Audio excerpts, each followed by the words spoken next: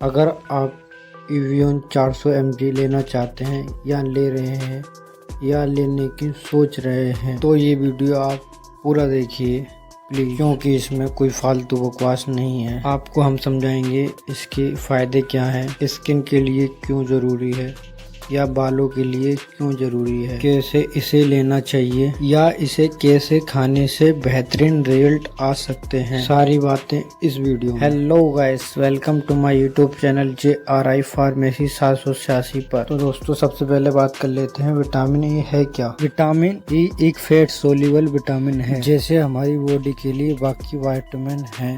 Vitamin A, vitamin B, vitamin C, vitamin D, vitamin K, वैसे ही vitamin E हमारे शरीर के लिए बहुत जरूरी है। विटामिन ई एक एंटीऑक्सीडेंट विटामिन है। ये हमारे शरीर में होने वाले cell death, early cell damage, अगर हमारी कोशिकाएं जल्दी टूट रही हैं और उसकी वजह से एजिंग प्रोसेस बहुत जल्दी बढ़ता है, यहाँ पर विटामिन ई का बहुत अच्छा रोल है, क्योंकि यह फैट सोल्यूबल विटामिन है। तेल से बनी हुई चीजों में ज्यादा मिलेगा, जैसे मूंगफली का तेल, सोयाबीन का तेल, सूरजमुखी का तेल, बादाम का तेल, और यह आम के अंदर बहुत अच्छी मात्रा में मिलता है और यह कई तरह की सब्जियों में भी मिलता है, जैसे पालक। और एक फल एवोकाडो नाम से आता है, जो इंडिया में बहुत कमी के हिसाब से मिलता है। इसमें विटामिन ई बहुत अधिक मात्रा में होता है। दोस्तों, विटामिन ई का केमिकल नेम टोकोफेरोल है। इसे टोकोफेरोल नाम से भी जाना जाता है। दोस्तों, हमारे शरीर के लिए vitamin E normal range 15 mg होता है और प्रेग्नेंट लेडीज के लिए 19 mg होता है। दोस्तों, ये बात होगी विटामिन ई के बारे में। अब बात कर लेते हैं एवियन 400 mg के बारे में। एवियन 400 mg पीजे हेल्थ केयर लिमिटेड कंपनी द्वारा बनाया जाता है। एवियन 400 mg कैप्सूल में, एक कैप्सूल में 400 mg विटामिन ई होता है और इसकी एक स्टीम में 20 कैप्सूल होते हैं, जो कि मार्केट में 85 से 90 रुपए के आसपास मार्केट में मिल जाती है और यह आपके नज़दीकी मेडिकल स्टोर पर बड़ी आसानी से मिल जाती है और इसे ऑनलाइन भी कई वेबसाइट सेल करती हैं। अब बात कर लेते हैं एवियन 400 mg या टोकोफेरोल एसिड या विटामिन ई के लाभ के बारे में।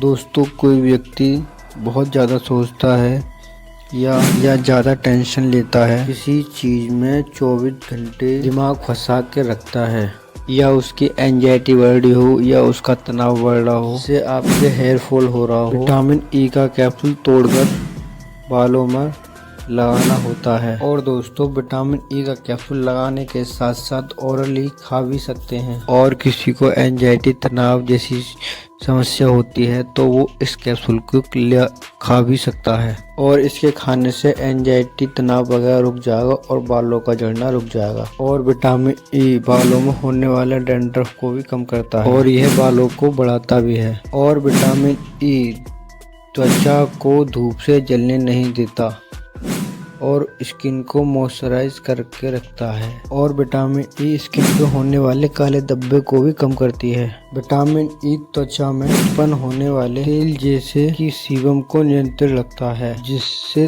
त्वचा पर तेलियापन कम होता है।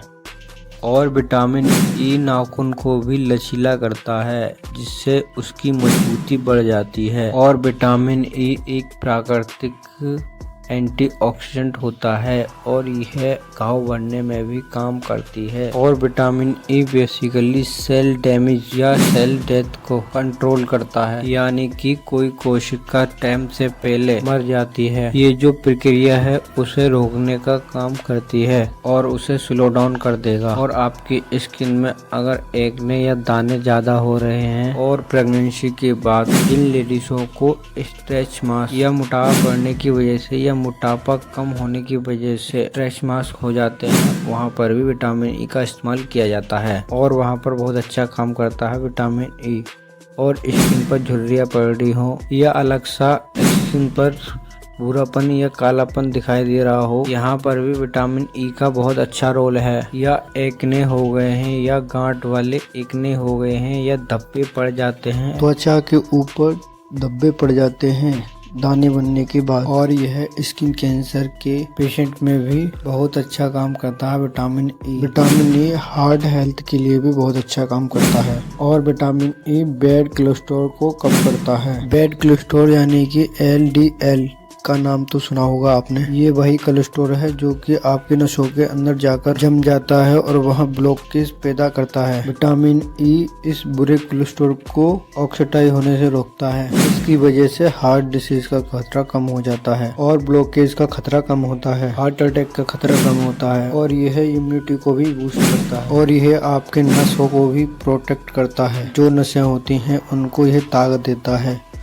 और यह डायबिटीज के मरीजों के अंदर नस डैमेज हो जाती हैं उनको उसको रिवर्स किया जा सकता है। और विटामिन ई हमारे दिमाग को मजबूत बनाता है और हमारे दिमाग की याददाश्त को तेज करता है। खास तौर से यह बढ़ती हुई उम्र में दिमाग कमजोर होने लग जाता है। यानी कि विटामिन ई का सप्लीमेंट लेना या इसे फूड सोर्सेज के थ्रू लेना बहुत अच्छा माना जाता है। विटामिन ई मेल्स में फर्टिलिटी को भी इम्प्रूव करता है। यह स्पर्म काउंट, स्पर्म क्वालिटी और मोटिलिटी सबको इम्प्रूव करता है। और फीमेल्स में भी प्रेगनेंसी के दौरान बच्चे का डेवलपमेंट होता है उसको सपोर्ट करता है। विटामिन ई आंखों को भी फायदा पहुंचाता है। ये आंखों की रोशनी को बढ़ाता है, उनकी ड्राइनेस को कम करता है। मोतियाबिंद जैसी बीमारी होती है उनका रिस्क भी कम कर देता है। विटामिन ई लेडीज में हार्मोन्स को भी बैलेंस रखता है। अगर आपको रेगुलर पीरियड्स की दिक्कत रहती है या पीरियड के दौरान दर्द रहता है, इसमें भी विटामिन ई लेने से आराम मिल सकता है। दोस्तों एक बात और, मैं ये नहीं कह रहा कि विटामिन ई आप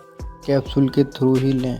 आप इसे नेचुरल तरीके से भी ले सकते हैं। जैसे आप ले सकते हैं मूंगफली, बादाम, सनफ्लावर सीड, चिलगोजा और ये कुछ ऑयलों में भी आता है जैसे सनफ्लावर ऑयल, ऑलिव ऑयल और मूंगफली के तेल में भी आता है। और दोस्तों ऑयल को आपको ज्यादा क्वांटिटी में यूज नहीं करना चाहिए क्योंकि तेज आग से खाना पकाने से विटामिन ई नष्ट हो जाता है। इसलिए मैं यही कहूँगा कि आप ऑयल द्वारा विटामिन ई ना लें। और सब्जियों में आपका हरी सब्जियों में ज्यादा होता है जैसे कि पालक, मेथी का साग, चौलाई के अंदर विटामिन ई ज्यादा मात्रा में होता है। और फ्रूट्स में आम, कीवी का फल, पपीता, टमाटर और एवोकाडो फल में होता है। और अगर आप नॉन वेजिटेरियन है तो मछली और अंडे में बहुत ज्यादा मात्रा में विटामिन ई पाई जाती है।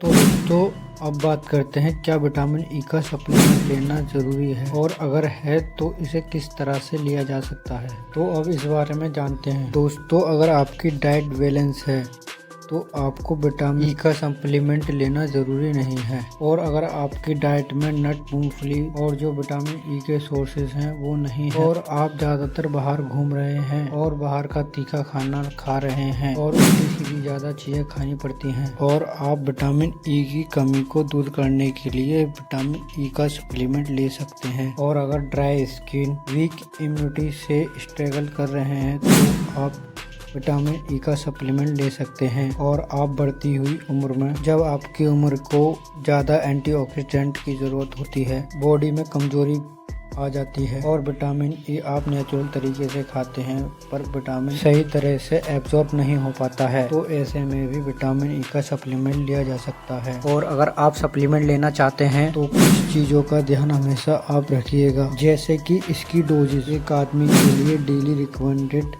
15 mg होता है और अगर आप इससे ज़्यादा लेते हैं तो नोजिया, ब्लीडिंग इशूज हो सकते हैं। और दोस्तों आप अपने डॉक्टर की सलाह से विटामिन ई का कैप्सूल लें। यह वीडियो सिर्फ मेडिकल स्टूडेंटों के लिए और फार्मेसी नॉलेज के लिए बनाया जाता है और इसे आप चेहरे पर भी लगा सकते हैं। इसका चेहरे पर लगाने का सही तरीका, आप इसे कोकोनट ऑयल यानी कि नारियल का तेल और विटामिन ई का कैप्सूल को मिक्स कर रात को सोते समय चेहरे पर लगा लीजिए और सुबह वॉश कर लीजिए।